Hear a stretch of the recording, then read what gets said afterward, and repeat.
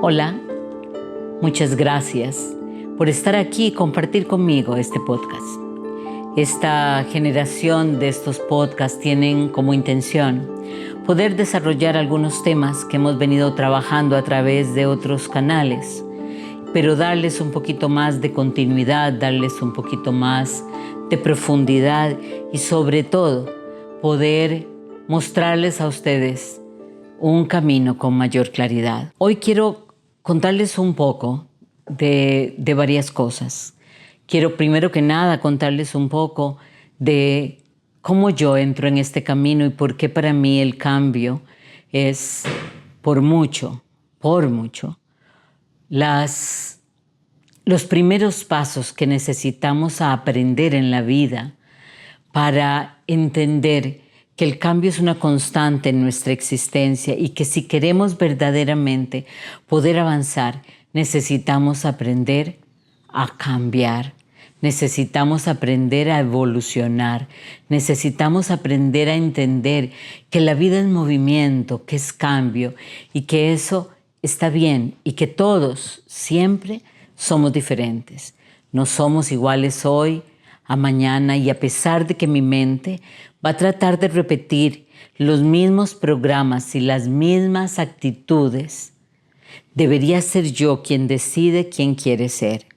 Entendiendo que el cambio es una constante, debería aprovechar el cambio para construir la vida que quiero vivir. Yo comienzo en esto, no en esto de los podcasts o en esto de los videos. En esto comencé con la pandemia un poquito antes. Había hecho intentos unos 10, 12 años antes. Había hecho un segundo intento unos, no sé, como en el año 2017. Pero cuando comienza la pandemia, yo tomo la decisión de que aquello que para mí es fundamental y es tratar de compartir con otros la posibilidad de cambiar es algo que se puede hacer. Esto ya era de por sí un poco complejo porque los profesionales de la salud mental de alguna manera fuimos formados para cobrar por nuestro servicio, para entender que este es un servicio que tiene un costo. Y como yo, muchos vivimos de esto, esta idea loca de tratar de dar elementos, dar ejercicios, dar prácticas que permitan que todos ustedes tengan una vida mejor. Implicaba de alguna manera, yo le llamo a eso patear el portal. El portal para nosotros los costarricenses es el nacimiento, esa figura que se hace en la Navidad y que he pensado yo que cuando una persona se pone muy enojada, como aquí se ponían los portales cuando yo era niña en el piso, la persona pasa tan distraída que patea el portal y no se da cuenta. Entonces yo le llamo a esto patear el portal. ¿Por qué patear el portal? Porque es exactamente lo que no se hace. Aquello que se nos decía que no se debía hacer, no se debe hablar de la salud mental tan fácilmente. Esto no debería estar tan al alcance de la mano. No podemos parecer una revista superficial que está ofreciendo soluciones rápidas. Y entonces comienzo a hacer un camino y a buscar un camino de que sea algo más práctico, pero no pesado. Comienzo a generar pequeños cortos con información que nos van a permitir seguir avanzando y no necesariamente hacer un trabajo igual que en una terapia, pero que si no puedo hacerlo, si no tengo el recurso económico para pagar una terapia, si no quiero porque soy demasiado introvertido, puedo hacer cosas con esto que me vayan a llevar a un lugar de mayor florecimiento. Esa es la verdadera razón por la cual yo comienzo este camino. Dentro de este camino, esto implica cerrar ciclos. Cerrar ciclos significa que al hacer y tomar esa decisión hay cosas que voy a dejar atrás. Yo soy una persona muy metódica, soy una persona muy constante que tiene una disciplina de estudio y de trabajo muy particular. Y entonces meter un tiempo donde tengo que grabar, donde tengo que generar cursos en aquel entonces, cursos gratis como los que se dan hoy. Hacer todo esto implicaba inevitablemente que iba a tener que dejar de hacer cosas. Y esas cosas que estaba pensando dejar de hacer no solamente eran que me iba a levantar más temprano o iba a tener que meditar menos, sino que también iba a tener que hablar públicamente de cosas que no me gustaba hablar públicamente. Aunque no lo parezca, yo soy una persona bastante introvertida. Soy una persona muy hacia adentro, muy silenciosa. No me gusta hablar de las cosas que creo, aunque es lo que más hago, porque es mi pasión. Pero no me gusta hablar de eso. Yo no hablo, no voy por la vida diciéndole a la gente lo que hay que hacer, ni en lo que hay que pensar, ni las cosas que debería creer. Yo he llegado a construir una red de creencias, pero esa red de creencias me sostiene a mí y estoy clara que esa no es en ningún sentido una solución para todas las personas. Entonces, me estaba exponiendo. Nunca había querido tener ninguna red social y estaba escogiendo ponerme en una red social. En aquel entonces solamente en Facebook. Luego llegó YouTube y ya luego Instagram y lo demás. Pero eso implicaba poner algo de mí que yo no estaba tan convencida de querer hacer. Eso me hace retenerme un poco.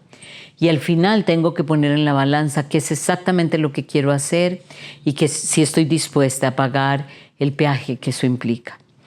Y estoy dispuesta a pagar el peaje que eso implica porque estoy aquí. He compartido de mi vida, de los seres que amo, mucho más de lo que me imaginé que podía hacer.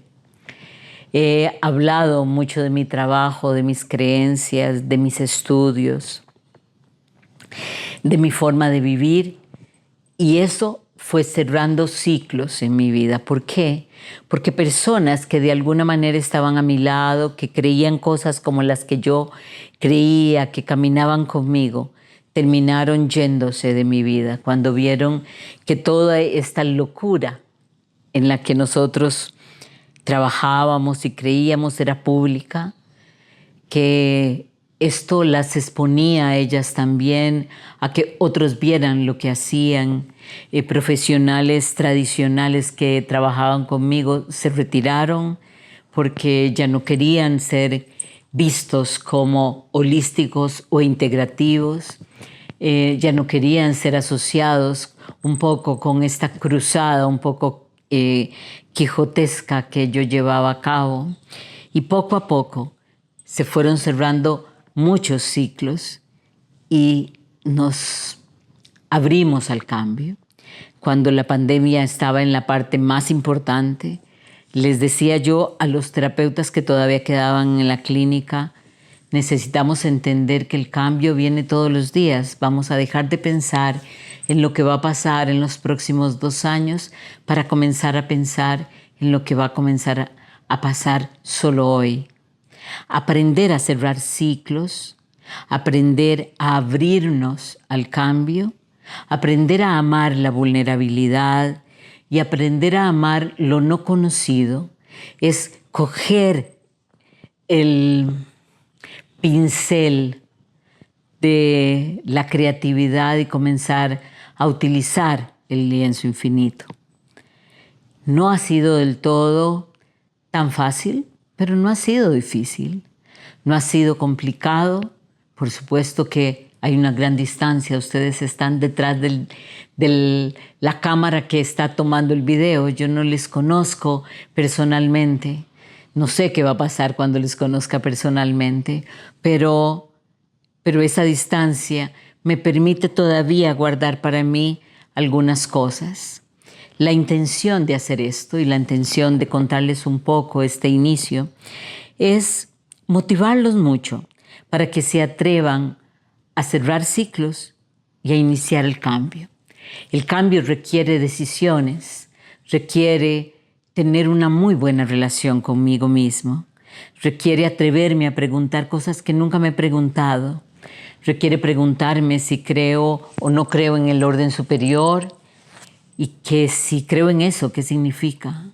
Y eso que tiene que ver en mi vida de aquí, en este planeta o en este plano. ¿Qué creo yo sobre este planeta y este plano? Si verdaderamente creo que vamos a desaparecer o que estamos en rumbo a la extinción, o si creo en el calentamiento global, o si se está calentando la Tierra porque nos estamos acercando al Sol, ¿qué va a pasar con nosotros? Si creo en la muerte, ¿qué creo de la violencia?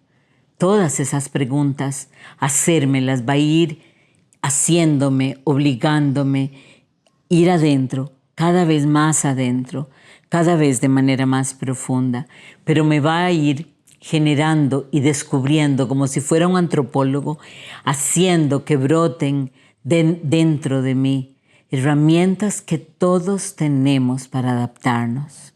Aprender a adaptarme es aprender a cambiar.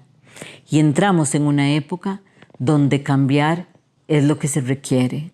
Aprender a cambiar es entender que no hay nada escrito, que no hay nada que esté escrito en piedra, que nada, absolutamente nada es absoluto. Y que la verdad, cuando es verdad, no hay que explicarla, solo es. Entonces, aprender a vivir la vida así, por supuesto que es mi invitación, pero es una invitación también para que ustedes sean libres, para que puedan tener libertad, para que puedan tener aquello que de una u otra manera yo sé que quisieran todos los seres humanos tener, y es ser libres, ser prósperos, estar tranquilos, estar en paz y sobre todo, y por encima de todo, estar en contacto y a cargo de nosotros mismos. Bueno, ese proceso fue un proceso muy lento, fue un proceso que yo comencé, fue interesante primero porque lo comencé a hacer de la mano de una persona que además por principio es un ingeniero informático. No. Era una persona bastante desconfiada e incrédula. Y él, cuando yo le pregunto cómo hacer algunos videos o cómo sacar algo en Facebook, él lo primero que me dice es: vos no estás hecha para eso. Te van a acribillar, vos pensás cosas muy diferentes, la gente no va a respetar lo que estás pensando. Y a pesar de todo lo que has estudiado y todo el currículum que tenés, la gente no tiene por qué saber lo que vos crees. Y primero tenés que ir a tu cama y preguntarle a tu almohada si está dispuesto a aceptar que alguien te va a escribir y te va a decir un montón de improperios y va a decir que sos una charlatana, o va a buscar la forma de serrucharte el piso, de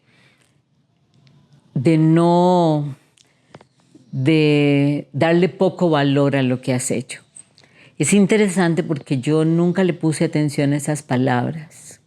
Era tan fuerte en ese momento para mí y tan importante tratar de darle a las personas, sobre todo en el tema pandemia, la idea de que había una solución, de que el miedo no se los comiera, de que la vida iba a ser diferente porque todo pasa en la vida, de que nosotros somos los que estamos a cargo de nosotros, que no me detuve en eso. Entonces, al no detenerme en eso, tampoco me detuve en eso a largo plazo. Nunca lo pensé y sigo sin pensarlo a largo plazo. Yo lo que hago, lo hago hoy, por lo que podamos lograr hoy. No pienso en que esto va a tener un impacto allá para las personas o para mí. Deseo que ojalá fuéramos muchos y fuéramos una comunidad inmensa y lográramos generar una masa crítica y hacer un salto cuántico. Pero en realidad nunca lo vi como la meta, lo vi como el proceso. Si vos me preguntás cuál fue el paso fundamental, creo que ese fue el paso fundamental. A pesar de tener muy claro lo que quería lograr, no estaba pendiente de lograr eso que quería lograr. Estaba pendiente del pequeño paso que daba en ese momento. Y eso sucede algo interesantísimo. Eso me pone a mí en contacto con mis propias dudas. Eso me hace a mí comenzar a evaluar qué de todo lo que yo digo que creo. Y si yo creo lo que digo que creo, si verdaderamente me estaría sintiendo movida por esto, o enojada por lo otro, o triste por aquello. Y eso no ha parado. O sea, desde hace 5 años todavía sigo viviendo así. Hace poco que murió una prima, yo me planteaba por qué me siento triste si yo no creo en la muerte. Y entonces descubrí que no estaba triste por la muerte de mi prima, estaba triste de pensar que esa prima no está tan lejos de mi edad y que yo quiero todavía hacer muchas cosas. O sea, estaba enfrentando la posibilidad de que personas de mi edad se pueden morir. Y eso es algo que no suelo hacer. Yo no me suelo parar en el mundo, en el despeñadero. Yo siempre pienso que las cosas se pueden lograr. Entonces, esa visión momentánea, esa sensación de me puedo morir, me puso a pensar y me puso triste de pensar que no me alcanzara el tiempo para lo que quería hacer. Pero lo hice y lo sigo haciendo un paso a la vez. No pensando ni en todos los pasos que he dado ni en los que faltan. Haciendo solamente lo que hay que hacer hoy. Y tratando de ser y practicar la coherencia, o sea, pensando, diciendo y haciendo lo que verdaderamente, o sea, coherentemente, haciendo lo que digo. Bueno, hay dos momentos interesantes. Ya para ese momento yo daba charlas fuera del país. Me llamaban de Estados Unidos, de México, de Nicaragua, de Brasil, pero las charlas eran en otros países, pero eran charlas de 30, 40 personas. No eran charlas de 5,000 personas. Me explico, era como un pequeño comité con quien yo trabajaba y normalmente después se quedaban como siendo mis pacientes y entonces era más fácil mi próxima ida. Yo nunca me sentía demasiado expuesta, ¿ok? Y como todo se va tejiendo en el universo de manera perfecta, me llaman a trabajar como 3 años antes a que dé una charla en Cubaces Tiernos, que es un programa en Costa Rica. Y Rolando, que hasta ese momento solamente tenía Iris y trabajaba con Iris nada más, le gusta la interrelación que generamos y me comienza a invitar cada viernes. Él está haciendo imagínense que eso fue hace más de 8 años, porque fue no fue en esta campaña electoral, fue en la anterior, del anterior presidente. Él se lanza para ser candidato presidencial y entonces tener a alguien que hablara con Iris le era muy cómodo. Y me comienzan a invitar más seguido. Iris comienza a desarrollar algo que ella llama seminarios de sabiduría cuántica. Esos seminarios de sabiduría cuántica ya son de más personas. No se me hace complicado porque yo estudié actuación, estudié dirección de teatro y yo aprendí a no ver a la gente. Entonces, mientras que yo no viera a la gente, no pasaba nada. Y ellos me ponían a hablar de temas muy específicos que no me vulnerabilizaban, no me llevaban a mí a hablar de lo que yo sentía o de lo que a mí me pasaba o de si sentía miedo o si me ponía triste. Me explico, no era necesario que yo me expusiera. Y además, Rebe, que era mi compañera de trabajo en aquel entonces, fue un maravilloso escudo. Ella, a pesar de que nunca lo hablábamos claramente, ella sabía que yo soy una mujer muy tímida y entendía que si después de una charla de estas donde podían haber 200 o 300 personas, alguien se me acercaba, yo me iba a sentir muy intimidada. Yo, después de los primeros talleres, tengo un paciente que es neurólogo y me dice que si yo no me gustaría que él me haga una evaluación. Y él me hace una evaluación donde me encuentra que soy Asperger. Y eso para mí fue una sorpresa. ¿Por qué es una sorpresa? Porque en mi juventud yo aprendí cómo actuar, cómo hacer lo que otros querían. Me explico, como mi madre decía, es que parecías una campanilla, claro, pero ese no era yo. Yo internamente era silenciosa, callada, no me gustaba que se me acercaran mucho, ¿ok? Cuando él me dice esto, yo le pregunto que por qué él quiere hacer esto, él me dice, porque yo creo que necesitas entender qué te pasa o quién sos para darte permiso de ser lo que sos, porque él se percataba de que, bueno, vos estás conmigo siempre y yo trabajo maravillosamente bien dentro de mi oficina, donde que es como mi reino, no tengo que moverme demasiado. Rebe entiende eso, Rebe es psicóloga también, como yo, y entonces ella entiende eso y ella aprende como a pararse enfrente de mí. Cuando llega la pandemia, a mí me impacta cómo hay tanta gente que se muere de miedo. Anthony de Melo, hay un libro que se llama Autoliberación Interior. A mí me impacta muchísimo Anthony de Melo. Yo era budista ya en aquel entonces, más bien ahí dejé de serlo.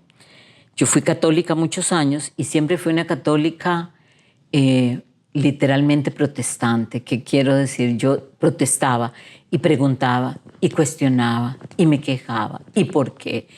Entonces, alguna vez un sacerdote español que fui a todo un retiro juvenil solamente para cuestionarlo todo, o sea, yo digo, no entiendo para qué fui, pero bueno, él tuvo paciencia conmigo y me recomendó un libro de Anthony de Melo que se llamaba Autoliberación Interior.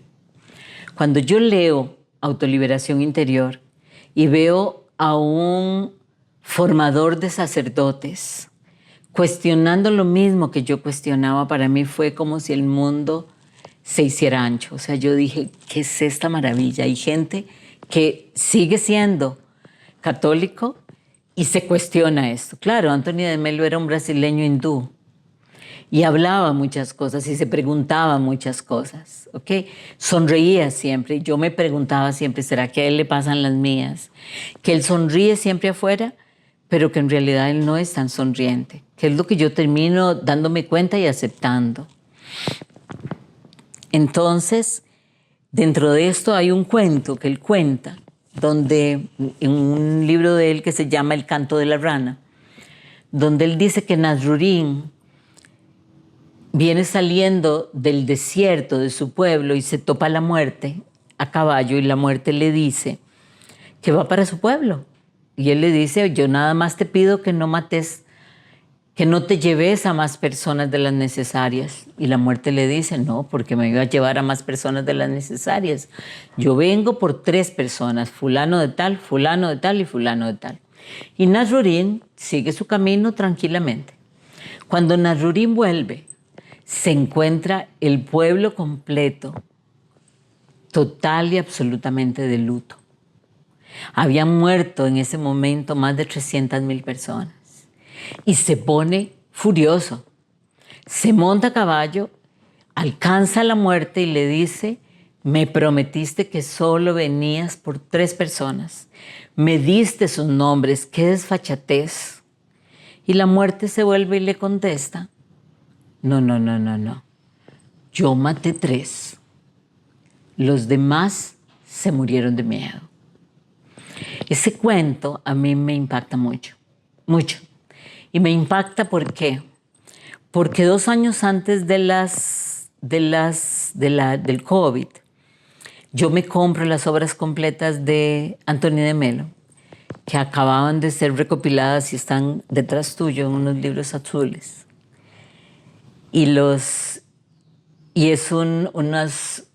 Son todos los libros de él vueltos a editar por sus discípulos, por los sacerdotes que él inició como sacerdotes.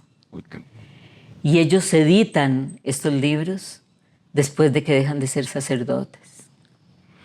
Porque Anthony de Melo se muere, le da un infarto y se murió a las 9 de la mañana y a las 5 de la tarde lo habían excomulgado. Entonces, ahí coge para mí mucha vigencia el tema del miedo. Ya lo habían mandado a la India a que enseñara ya metido, ya casi nadie lo conocía. Pero no se habían atrevido a descomulgarlo. Esperaron que se muriera. Tanto miedo le tenían. Entonces, lo que hacen estos sacerdotes es dejar de ser sacerdotes también. Y se vuelve todo un problema dentro de la iglesia. Pero yo me acuerdo de esto y yo digo, yo tengo que luchar con mis miedos. Porque ¿qué es lo que me muestra a mí la pandemia? Mis miedos en toda la gente. Yo no tenía miedo de morirme, yo tenía una idea de lo que yo creía que era la pandemia. Yo insisto en que la pandemia fue un poco una guerra biológica, una arma biológica que se sale de control. No puedo dejar de pensar eso. ¿Y por qué no lo puedo dejar de pensar? Porque vi documentales donde hay personas hablando de la sobrepoblación del planeta, etcétera, etcétera, etcétera. Y yo sigo pensando que los gobernantes del mundo, no solo los políticos, sino los adinerados, tienen profundo miedo de perder lo que tienen. Entonces, muchos de nosotros estamos sobrando para ellos. Pero yo que creo en el orden universal, no le tenía miedo a eso. O sea, yo estaba clara que si yo iba a transicionar porque me tocaba transicionar, no porque alguien hubiera decidido por mí. Pero veía el miedo que había en todas las personas. Y cuando cada mediodía el ministro de Salud salía a la televisión o a la radio diciendo cuántos estaban vivos y cuántos se habían muerto, yo veía el pánico. Yo veía el susto, veía cómo en mi familia solamente un hermano, una hermana y un hermano tomaron distancia, ya no se les podía saludar. Ya no podías ir a la casa de ellos, o sea, eso es miedo. Y yo dije, bueno, si yo quiero ayudar de alguna manera, la primera que tiene que trabajar con su miedo, ¿quién es? Yo. Y entonces tomo la decisión. Y tomo la decisión que mantengo hasta el día de hoy y a veces me da, pero me aguanto. Se me pasa como a la ranita. Después se pasó. Entonces ese fue mi punto de inflexión. Bueno, yo creo que nunca nadie me había preguntado algo tan directo y me parece maravilloso. Yo creo que contra el miedo el amor y hacerlo un hábito continuo implica inevitablemente trabajar diariamente, continuamente, para amarme a mí misma. Creo que cuando uno comienza a amarse, comienza a darse cuenta quién es verdaderamente y cuando se da cuenta quién es verdaderamente, es capaz de entender que somos infinitos, que somos seres galácticos, que somos seres de luz, que la transición o lo que llamamos muerte es eso, es una transición. ¿Y qué es lo que aparentemente nos da más miedo? Y no existe, no es real. Entonces, que si aprendemos a vivir desde el amor hacia nosotros mismos y la aceptación, y aprendemos a dirigirnos con nuestros valores y a reconocer quiénes somos y qué queremos hacer, y a no permitir que otros marquen nuestro camino, los miedos se van a ir disipando. Lo peor que podríamos hacer o que podrían hacer es enfrentar los miedos y tratar de quitárselos de frente, porque el ego no va a permitir que eso pase. Al ego siempre hay que entrarle por la cocina. Entonces, si aprendemos a amarnos, los miedos se van a ir. Pero si nosotros vamos contra los miedos se van a fortalecer. Bueno, yo creo que hay algunas cosas que nosotros tenemos hoy a nuestro favor que son maravillosas. Y esas cosas que tenemos a nuestro favor es que todas las cosas que nos hicieron creer que nosotros estamos separados de Dios, que somos culpables, ¿verdad? Porque todas las religiones parten de que nosotros somos masas o seres que tenemos siempre un pecado y que para que Dios nos quiera otra vez tenemos que hacer algo que cueste mucho para compensar el pecado tan terrible que tenemos, para que Dios nos vuelva a aceptar a su lado, ¿ok? Cualquiera que sea la idea de Dios que tengamos, o sea, puedo ser budista, puedo ser el ser, la fuente, Dios, la divinidad, los dioses, lo que quieran, pero todos, el hinduismo, el janaísmo, todos hablan o parten de que nosotros somos seres que tenemos un pecado. Cuando nosotros entendemos que eso no es así, en lugar de entenderlo porque Marieta lo dijo o por fe, yo los invito a que busquen la ciencia, que para mí es la nueva espiritualidad. O sea, cuando nosotros vemos hoy por hoy un experimento que se hace en 1956, es que eso fue hace medio siglo y uno no tenía acceso a esa información, donde se mete en un tubo de ensayo partículas y se mete un ADN y ese ADN se deja con esas partículas y cuando se viene a ver las partículas tienen la misma forma del ADN. Se saca el ADN y las partículas siguen teniendo la forma del ADN. Se aleja el ADN y las partículas siguen teniendo la misma forma. Y después se tiene a la persona dueña de ese ADN y se la estimula con música, con imágenes para que genere emociones. Y las partículas se comienzan a alterar como si estuvieran en el ADN, aunque esa persona está a más de 500 metros de distancia.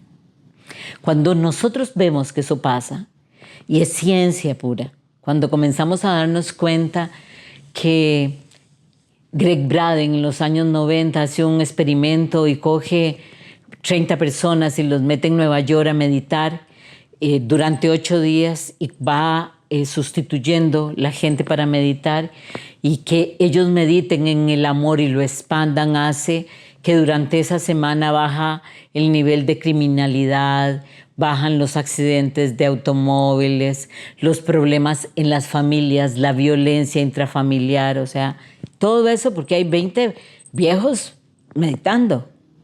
Cuando vemos que hay cosas como estas y que cada día más hay más personas haciendo esto, deberíamos darnos cuenta, como mínimo preguntarnos, tal vez entonces nosotros somos seres sutiles, que estamos metidos en un cuerpo que podría ser que tenga defectos, ese cuerpo, podría ser que no esté del todo bien, pero ¿qué importa? Porque es materia densa que cuando salga lo sutil, esa materia deja de estar unida de esa manera y comienza a transformarse. Entonces, no hay defecto en esa materia.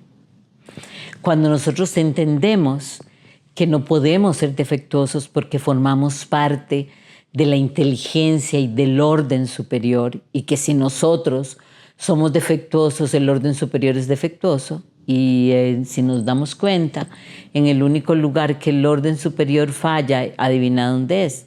Aquí, cuando estamos aquí con nosotros.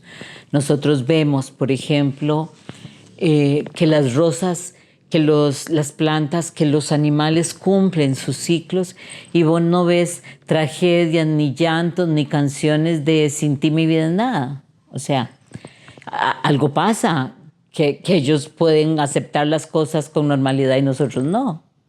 Y lo que pasa es que ellos saben que son infinitos, que eso solamente fue que se van a cambiar de vestido.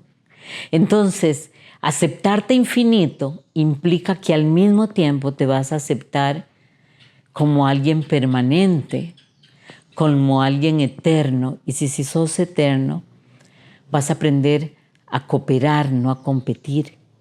Vas a aprender a verte como alguien maravilloso, lleno de amor, y vas a entender que si te equivocas es que no te has amado suficiente y vas a dejar de delegar en otro la responsabilidad de que te ame. Y así comenzar a hacer esto de manera constante va a comenzar a hacer que se vayan diluyendo aquellas creencias que están en nuestra mente, pero impresas con fuego.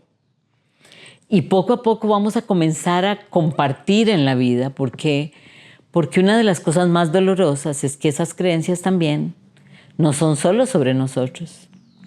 O sea, nosotros de pronto crecimos creyendo que éramos defectuosos, pero además pensamos que es defectuoso el que está a la par. Y en general pensamos que es más defectuoso él que nosotros. ¿Ok? Entonces, ¿cómo no le vamos a tener desconfianza? Cuando aprendemos a ver en ese otro lo perfecto del universo, comenzamos a confiar.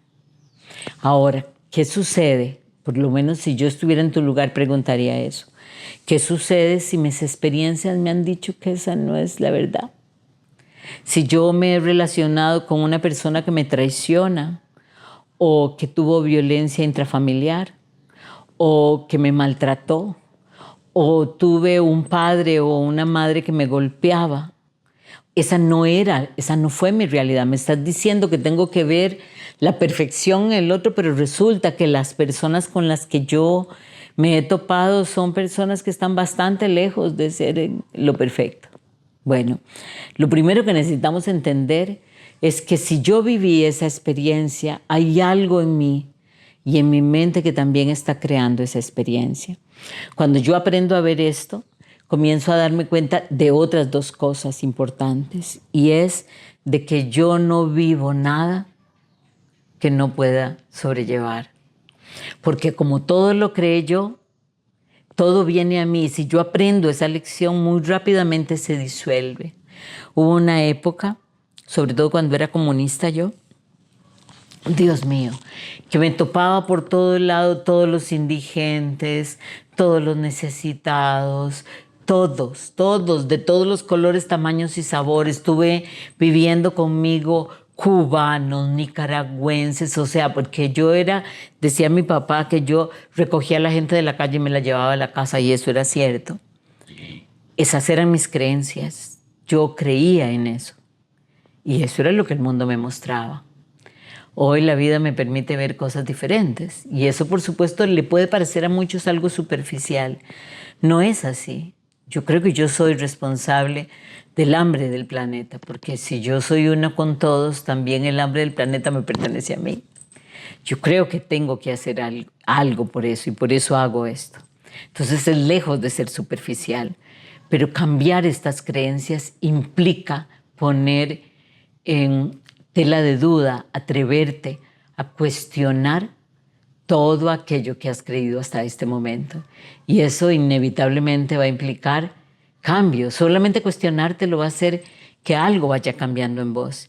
Y ese algo que va a ir cambiando, si lo mantienes, si te volvés a cuestionar mañana o pasado, vas a encontrar una vez más algo más que cambia y algo más que cambia. Y va a llegar un momento, y esto a mí me gusta mucho decirlo, y sé que tenemos que terminar, el universo comienza a conspirar a nuestro favor.